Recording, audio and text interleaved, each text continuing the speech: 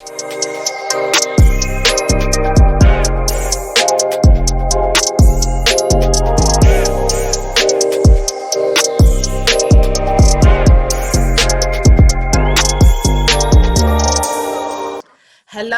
and welcome back to the Creative Alliance show. We hope you enjoyed that. That was Love Bites by the absolutely stunning Beverly Andrews. And at the end there, you heard from Sebastian Blake. And guess what? Guess what? We've got them in the studio with us. So we're going to have a little chat with them. This is so exciting. A round of applause. Yes. Amazing. Talent in the room. The Creative Alliance never let you down. We bring you talent every time. So before we get started, let me introduce myself again. I'm Bello, and I've got my co-host here. Jess Collett. Hello. Nice to see you all. Oh, not. Hello, everyone. And don't forget, hit us up on our socials. That's Creative Alliance Show on Instagram and on Facebook. On Twitter, it's The Creative Ally. And if you've forgotten all of that, go to thecreativealliance.co.uk, where you can find out more about what we do, and you can find out other ways to contact us as well. So over to you, my beautiful Jess. Wow, I am very excited to have Beverly here with us today. Thank you. Thank you for sharing your work with us as well. We were really privileged. So this is kind of a new endeavour we're undertaking, which is hosting radio plays, but it felt fitting for the Creative Alliance. So thank you for sharing your work with us. I've got your bio here, so I'm just going to tell our audience a little bit more about you. So you're an actor, director, playwright, and documentary filmmaker. That's not enough. I mean, a woman of many talents. Your directing credits include A Sheep Chase for the Global Arab Women Female Voices at the Rich Mix, the Polly Pocket and the Mum for the female edit at the Chapel Playhouse, and a stage reading of Angels, which then went on to have a subsequent production at the Vaults. Very exciting. So Beverly has written a full and varied body of work. So to name but a few accolades, her plays have made the long list of the Alfred Fagan Award, been a runner-up for the Alfred Fagan Award twice, shortlisted by the Sundance Theatre Lab, had a world premiere at the Vaults Festival, and she herself has been the recipient of the Roland Rees Award Bursary, which is very exciting. Great perk for a playwright. So I've just picked up some of the highlights. So obviously Love Bites, which we've just heard, that made its premiere at New York's 2016 Dream Up Festival. Sounds very exciting. Her play on the Asian suffragette Sophia Duleep Singh, called Sophia, was recorded as part of the Forgotten Women project and is available now on Spotify, so make sure you look that up. Her piece on the actress Hattie McDaniel, called Hattie, will be published as part of the Female Gaze project, a theatre piece which will be touring. Did it tour in 2020? It did. And focus on the work of women in Hollywood. Now, her documentary about the work of the Akola Theatre, I'm Going to Make a Miracle, has appeared in film festivals around the world, including Berlin, Greece, London, Rome, Mumbai, and Washington. I'm Going to Make a Miracle won the prestigious Dada Sieb Falk, did I pronounce that correctly? Yeah. Film Festival Jury Prize for Special Mention Documentary in Delhi. It was then bought by Sky Arts and is now a global education resource at the Alexander Street Press, which is incredible. What fantastic achievements. And that's not even all. I know, and we cut that down. It's like what I love about well, you're not the whole 36 minutes everywhere. She's a globetrotter as well. It's like everywhere. International. Wow. Incredible. I told you. That's been awesome. So I actually want to go a bit off piece. I want to know what your out of that list and the ones that I didn't mention, what's been your most proudest achievement, do you think? Oh God, it's so difficult. I would say there are a couple of highlights. The my play on Sophia Duleep Singh. Sophia was produced in Bhutan, at their Oxford University to celebrate their 10-year anniversary, and to be able to go there, to go to Bhutan, which is a very, very, very difficult endeavor, because the Bhutanese government, the Kingdom of Bhutan, actually really restricts the number of visitors who can actually go there. And I just remember when I got the invitation and they said, well, we're going to do your play, it'll be part of this 10-year celebration. I thought, great. And they said, we want you to come. I thought, that is most certainly not going to happen. And miraculously, it actually did. So I think that was a big achievement. And then I think possibly more recently, there was a fundraiser to raise money for the Globe Theatre called Around the Globe in 80 Plays. Mm-hmm. That was done on Facebook Live. Mm. And it was an incredible endeavor. And I wrote a play about what happened in Iraq after the American invasion, and just the tragedy of Iraq. And it took the Shakespeare's Othello play, and it just reversed the racial roles and set it in that post-invasion Iraq, and included other Iraqi characters. And there are like 14 characters, and I thought, this will never get produced. This will never happen. And it was actually the concluding play for that festival, and we had actors from all over the world. And it went out on YouTube Live as well. Amazing. So actually, Congrats. you know, having actors who are in the country of Georgia and Tbilisi, in Israel, in New Zealand, and the States, and here, that was the high point. And the fact that my whole family were watching it, you know, people from all over the world. Yes. I think that is one of the positives about this, because we held a film festival online, and my mum was like, it was great because I could attend, you know, it's sort of like, I mean, she's not even that far away, but, you know, could make the trip to London, but but it just makes it much more accessible, doesn't it? And one other thing I was saying, also the documentary, because my sister, who's a film composer, she did the score, so that would probably have to be definitely, you know, the high point, because the score, even if you hate the film, the score is amazing. Her name is Gwen Ferguson. For anyone who's looking for a great film composer. Amazing. I spoke over you. Say the name again. Gwen Ferguson. Gwen Ferguson. Brilliant. We'll be looking out for her. Yeah, definitely. We're always looking out for talented women to work with. So now bringing it back to what we've just heard, Love Bites. So what was the inspiration for writing that? It was actually an open submission. They were looking for to produce a published collection of interesting, unusual love stories.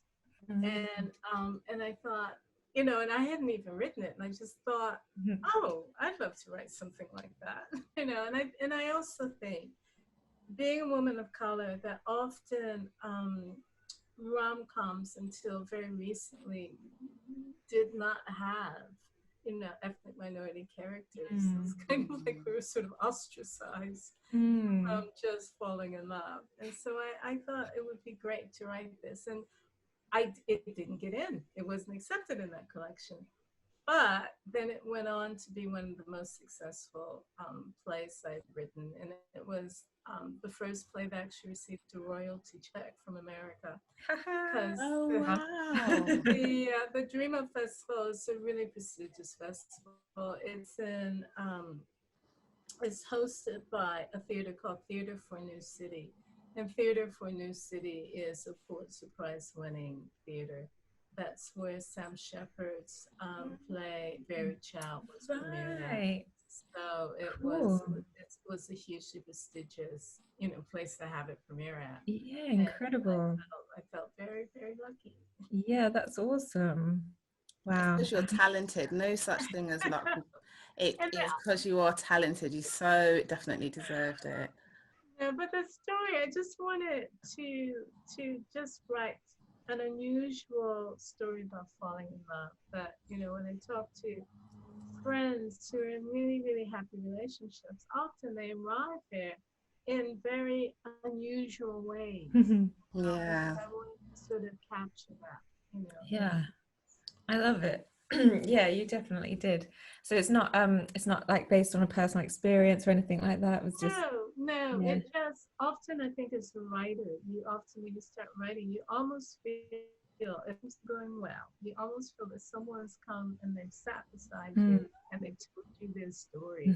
Yeah. And it's your job to just write it down. So that's really how it felt, that someone just came and told me this story. That's so cool. Yeah, when you get that like flow and you just write and you're like, I don't know where this is coming from. It just comes out. It feels like it almost channeling, you know, someone else's life. And is that kind of your process? Do you tend to sort of feel like the words just pour out of you, or do you sometimes have to kind of be there are pieces where it's just been spontaneous, you know, the one I was talking about for the Globe Festival, Baghdad Othello, it just felt like it just flowed out. And then there are other things that have been long, torturous exercises where it's taken a couple of years to write, and then do rewrites, and then do, you know, new versions of it. So really it just depends. Yeah, I think that the rewrites and stuff is always kind of, well, actually I think that first draft is the hardest, isn't it? The vomit draft or whatever, like just getting something out there. And then those rewrites, and it's like I know I can make it better, but I don't know how. No, the first draft is really hard because you're just looking, you know, you're on your computer and just looking at all this empty space. Yeah. You're thinking, I've got to fill it with something. You know, and then I think once you have that first draft, you can start to move things around, you know. But you can also get stuck as well, that you can get to the point where you move things around so much you've forgotten what was your initial incentive to write it, you know. And I think, oh gosh, yes. you know, because you keep thinking, I'm gonna make it better, and making it better, you've lost the core of what it was. Yeah. And that's why, you know, I remember one of my writing teachers say, always just have, you know, somewhere by your computer, what is this about? Right. And so you don't lose your trail of thought. It's so true. So you can just keep going back to this, you know, what is this ultimately about? What is this about? Yeah. Great piece of advice. Thank you. I mean, we struggle sometimes to know. That's what I was going to say. Like, we need you in our lives, Beverly, because we are terrible at that. I think we just have verbal diarrhea, don't we? We like to put everything on the table.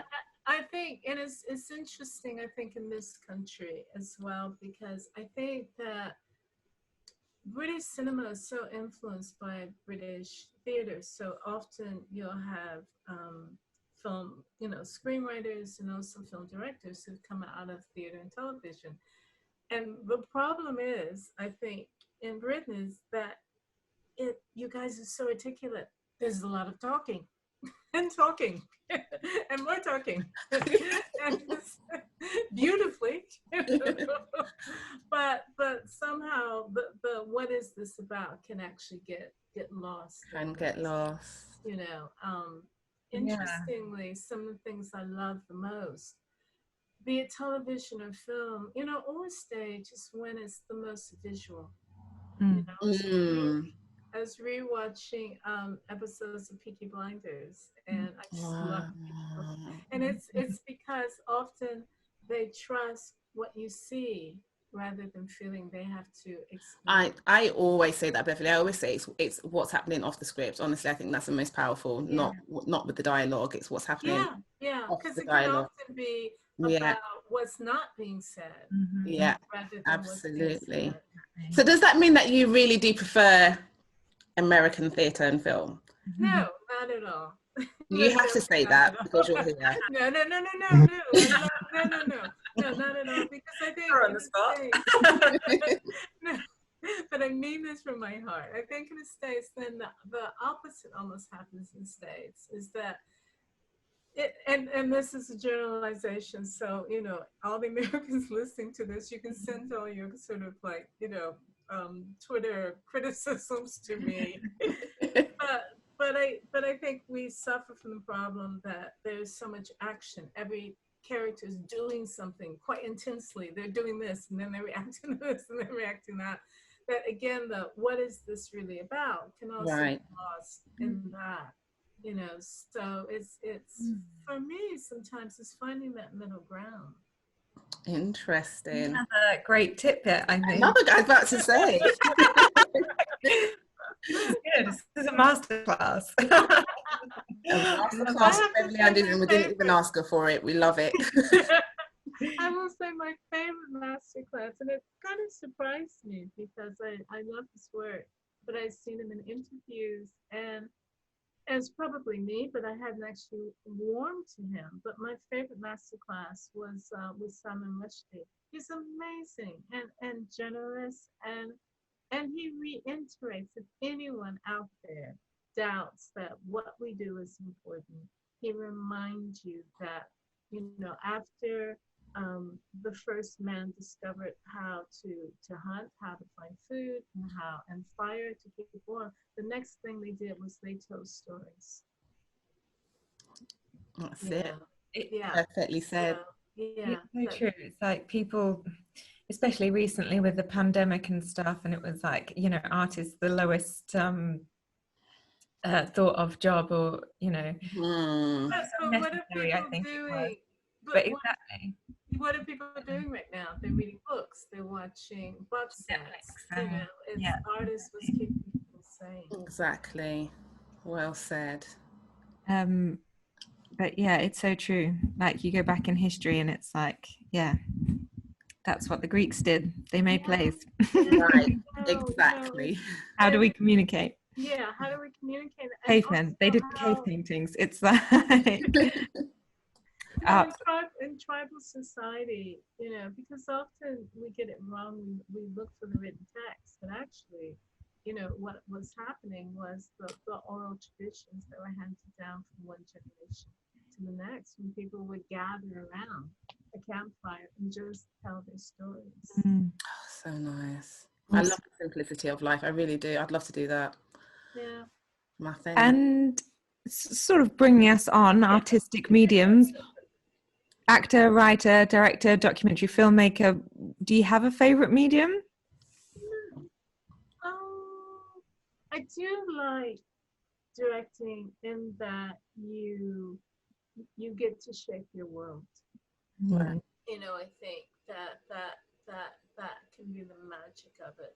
It's also the downside is that you're the last port of call if there are problems. You know, then you're expected to sort them out. But I love, you know, particularly in directing in film, that you can have these images in your mind, and when you actually see them. When we were doing a documentary, I had no money. I'd never directed a documentary before. I just didn't know how this would happen. And for it then somehow to miraculously almost made itself, and then get into festivals around the world and win awards, that was magical. That was definitely magical. That's awesome. Lovely.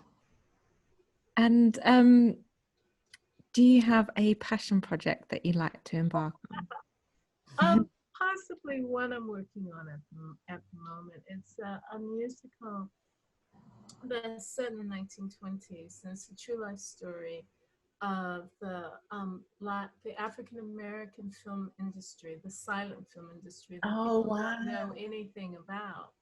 And it's called The Colored Valentino, simply because it's named after the star of that period, Lorenzo Tucker, who was nicknamed The Colored Valentino because he looked like Rudolph Valentino.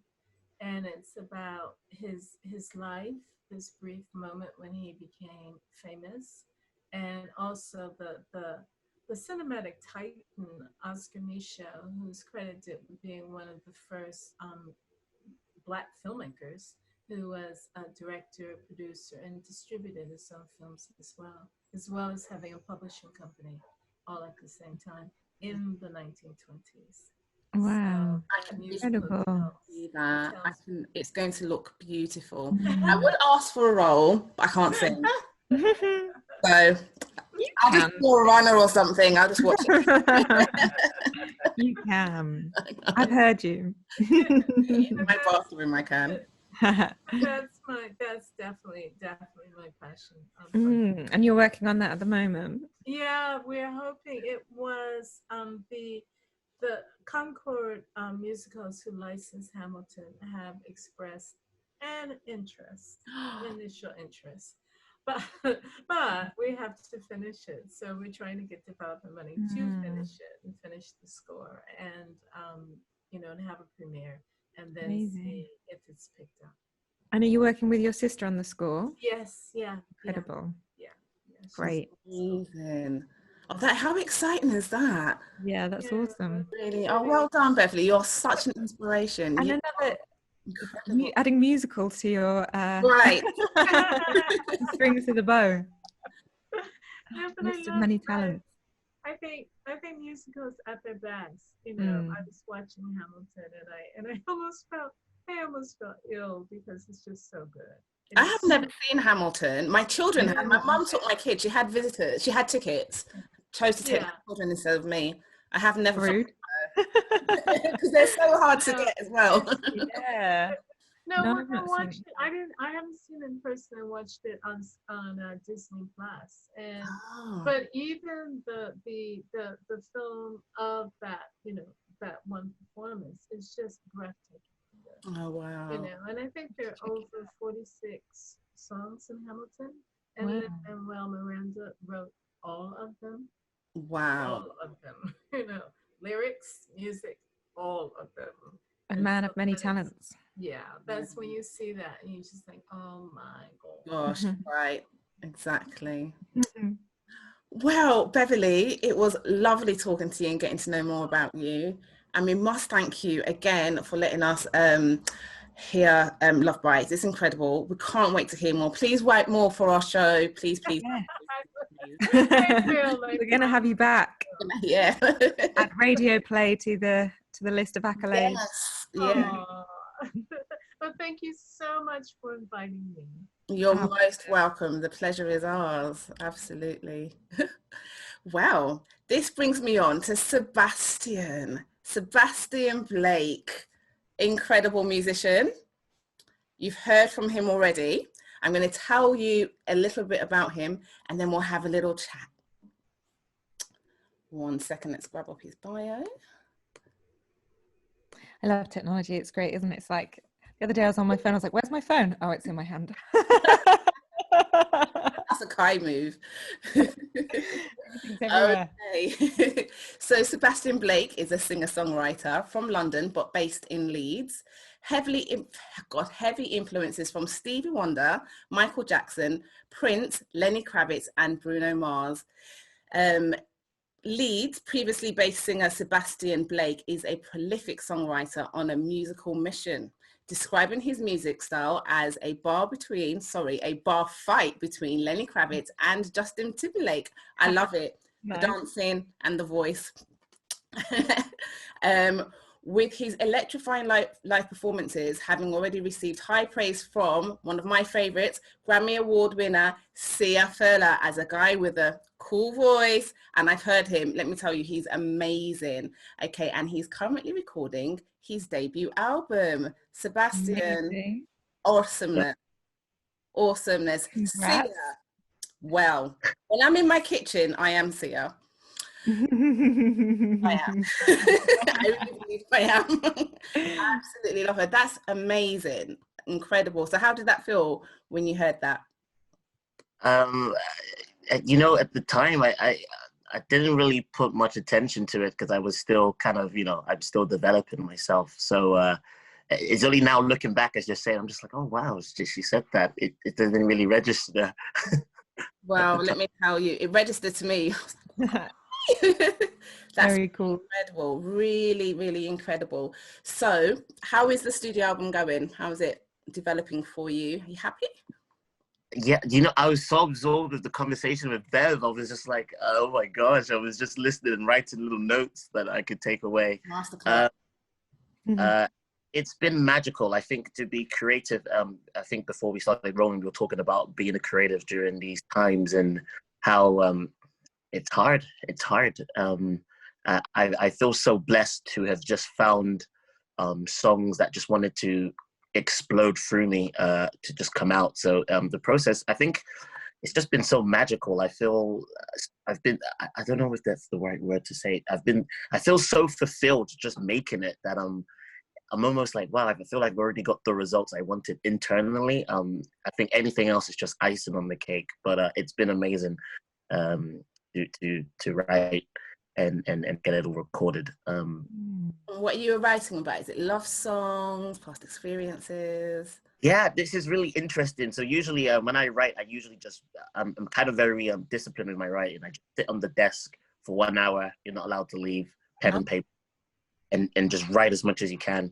But I feel very lucky these times. I feel like I hope I don't sound too woo-woo when I say it, but like I felt like the universe just said, these are the songs people need to hear. So I would almost say like these are songs for other people than it would say for me. So I wrote about one song that's called Favorite Face, and that's about how someone is someone else's, or someone is your favorite face. That's lovely. It was inspired by a friend's wedding 2 years ago. We have another song called Mercy. I think that's the working title, but it's kind of like not about not running away from your problems. I heard a quote that goes, the longer you run away from your problems, the stronger they become. So I kind of want to write a song about like not running away. So it's very gritty, very rocky, a lot of like, got a lot of energy in the song, but it's just to remind you like you can overcome. Then we have what else is on there? We have a I don't want to say a love song. I would say like a very Prince-esque right from wrong, about you liking a person that you shouldn't. No, a person that doesn't like you, but you like more. Right. Classic unrequited love.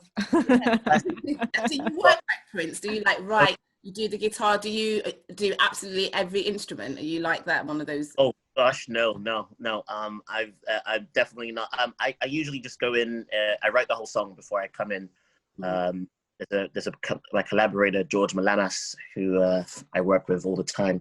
I write the song, present it, and we just figure it out together. Nice. George Malamas and Milt, a guy called Miltiadis, and it's just between all three of us. I think between all three of us, we play all the instruments together. That's incredible, and it's nice that you've got that solid base to draw from as well. I think that's something that we love in the Three Lions. It's a shame that you've not met Tolu. She would absolutely love you. But yeah, without these two, I don't know where I'd be now. So yeah, it's just nice to have that solid foundation, those solid friends, those solid talented people that you can massively rely on each other, and I would love to. Well, I mean, when the world's a little bit more safer, I would love to invite you guys to the studios, like personally. Yes. Oh my gosh, that was the wrong thing to say. You would have wrong thing to say, because I'll be on that mic thinking I already told you. Please, add your magic. I'll be like the best of the band with a tambourine. Cowbells, we have a phrase. Yeah, perfect. That's me. Oh, bless you. So now you've worked with Beverly. So have you considered formally composing for film and TV? Is it something that you think you could do, or is it too constricting, do you think? You know, I was thinking about this the other day, because you know my job, I think of an analogy to explain it all. My job as a writer, I think, is just to, and I'm going to use a pub. So just imagine you're in a pub. My job is to pour the pint, which is to pour the song. Okay. And whoever comes and grabs the pint is, do you see what I mean? I can't control part per se. So I think in that sense, I think my aim is just to pour as many songs. Whether it may be they're if it's film, TV, adverts, or another artist, usually. Right. It is kind of that's where I see myself. It will be, I mean, yeah, that's how I would say it. But that one thing, and I'll share a story, because me and Bev go back a long time, and one of the songs that she introduced me to a guy called Ramiro, and a lot of the songs that kind of birthed you know, that kind of led up to this point in my career of making a debut album came from me and that guy that Beverly introduced. Even down to the song that I just played, that was made by that friend that Beverly introduced. So I owe a lot of credit and gratitude to the jump started my career. Nice. Oh, amazing. And then yeah, I'm running out of time, but I do want to get this question in. Your dream collaboration, and if you don't put me in there, we're just not going to be friends. You've got to come to the studio. We would love you, Jess. You're all invited. Dream collaboration. I'm probably going to just say Pharrell, because he's just influenced me so much with his musical diversity that that's one I can just see myself doing. I think I could see that too, and I can see why. And he is extremely diverse. And what I like about him is he just seems free and doesn't care really. He's not really a conformist. He's just Pharrell. I really like that about him. Everyone that you mentioned, like Lenny Kravitz, Prince, that kind of running theme of like, just like solid in who they are and like being free and and not, Prince especially, like not conforming to like a musical style or whatever, just being, like you said, the songs just come, you just make the songs like, so if it's this song or that song or whatever, then I love that sort of idea of freedom, that creative freedom. Absolutely. Do you have any questions for Sebastian, Jess? I was thinking about your process. You were talking about recently you were writing songs for other people, whereas sometimes you kind of write them for yourself. But I guess that's like the beauty of being an artist, isn't it? Is that you kind of you get to feel fulfilled from being creative, but also you're doing it for other people, right? Like that's kind of, you want people to hear your work, right? Yeah, you know, I don't know about you, but I have a question that I usually ask myself at some point every day, a lot of times of the day, and it's just like, what are the songs that, what are the words, what are I think it goes like something like this, how can I write songs that can connect a million hearts? So it's always led me to thinking, well, what are people thinking? What are people going to sleep that they can't express? I kind of sometimes, so there's a lot of the songs that just started from there. It's like, what can't they express that? Because what I love about being an artist is that I can write something that that actually coincidentally heals me. Right. Exactly. I think you hit the nail on the head, that sort of expressing. It's like through art, music, theatre, film, that's how we can express ourselves. And it's exactly that. It's like, what is it that I'm struggling to express in my daily words or daily interactions with people? And so if you can put that in a song, like you said, you'll heal yourself and you'll heal the person listening to it. Another absolute nail. Like gem. I'm curious, and I want to ask this to all of you. I hope you don't mind.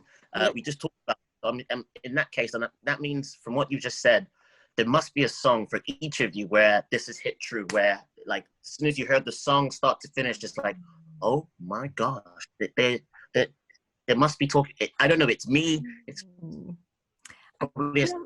It just has to be at the right time. No, do you know what I mean? It's like sometimes you're going through a breakup and then on the radio you hear that song, or Fleetwood Mac, what's the one with Run in it? Like, I'll Go Your Own Way. And I was breaking up with a boyfriend at the time, or wanted to, and I just was running to that song, Go Your Own Way. And I was like, this is so apt for like, it's like we need to go our own way. Yeah. So it's like different songs at different times.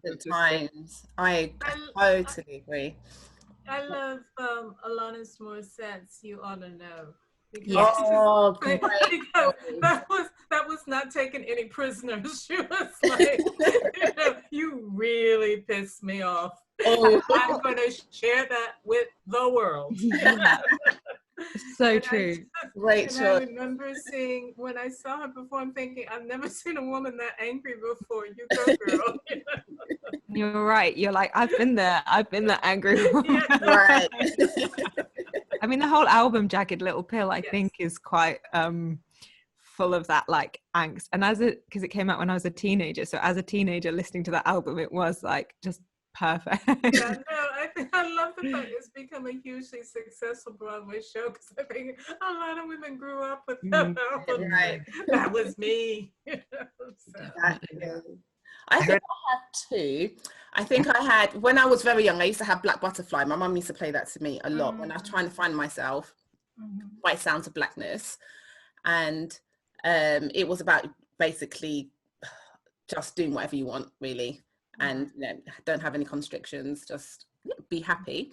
And then now at the moment, it's really cheesy and I can't believe it's her, but it's Beyonce's I Was Here. I absolutely love that song, and I just have a real big urge to make sure that I make my mark on earth, no matter how small it is. Yeah, so like That's beautiful. yeah, That's beautiful. my two probably. Great question. Okay.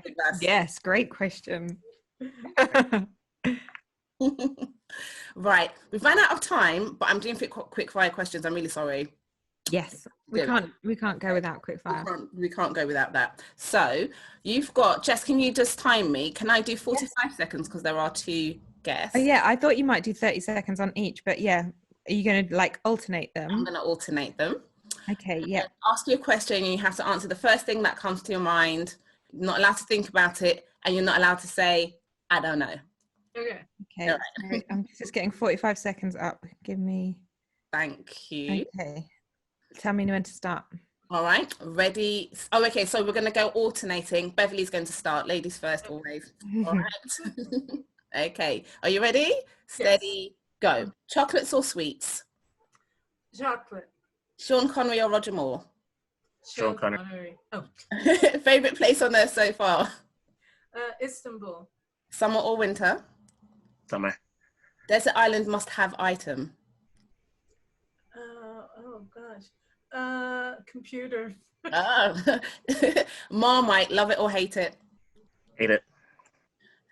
Theatre or cinema? Theater. Flowers or plants? Flowers. City breaks or beach breaks? City break. TV or film? Film. Pop or rock? Rock. Writing or directing? Wrong way. Saved by the Bell. Saved by the Bell, yeah. And that should have been for Beverly. Okay, all right, shush now. Great stuff. Oh, it was so lovely having you both on. I wish we could talk more, but what we shall do is just have you back on again, I think. Exactly. That's what we'll have to do. Yes, thank you so much, Beverly. You are incredible. Absolutely. So Yes. lovely. You guys are wonderful as well. Thank you so Thank you. much. Honestly, it means the world. It means the world. Before I go, please remember our socials: Creative Alliance Show on Insta and Facebook, and Creative Ally on Twitter. And if you've forgotten, it's thecreativealliance.co.uk is our website. We'll put all the details for Beverly and for Sebastian on our website, on the podcast, and on YouTube. It'll be everywhere. So please follow them. Please, please, please follow them and check out all the rest of their work. So guess what? Before we go, we have Sebastian who's going to sing us out live. Woo! Look What a treat. Yes, we do. Yes, we do. All right, Sebastian, whenever you're ready, take it away. All right. This song is called Someone to Love.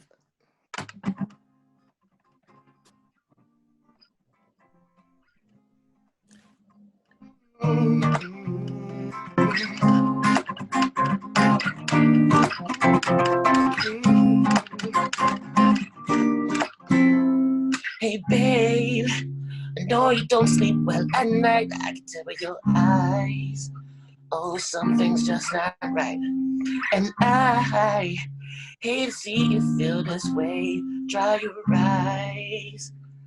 Forever gonna say, forget about your boyfriend. I can tell that you don't love. I can read the signs. And I just want to love you again. Just let me just love you once recognize. Someone love, someone to hold, someone to kiss in the middle of the night. Someone love, Someone love, someone to hold, someone to talk to the other night, just you and I. Hey, babe, you're bright just like starlight. I can tell by your charm. Oh, the sunshine of my life. And I hate to see you walk away. Dry your eyes. Forever gonna say, forget about your boyfriend. I can tell that you don't love him. I can read the signs. I just wanna love you. It can't pick up that mean just love you. Won't you recognize? Someone love, someone to hold, someone to kiss in the middle of the night. Someone love, someone to hold, someone to talk to the middle of the night. Just you and I. Oh yeah, yeah, yeah, yeah, yeah, yeah, yeah. Yeah, yeah, yeah, yeah, yeah.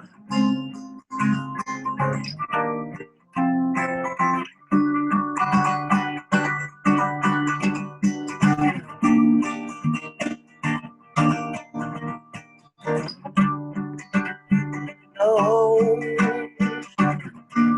oh, oh. Girl, you are the one I want.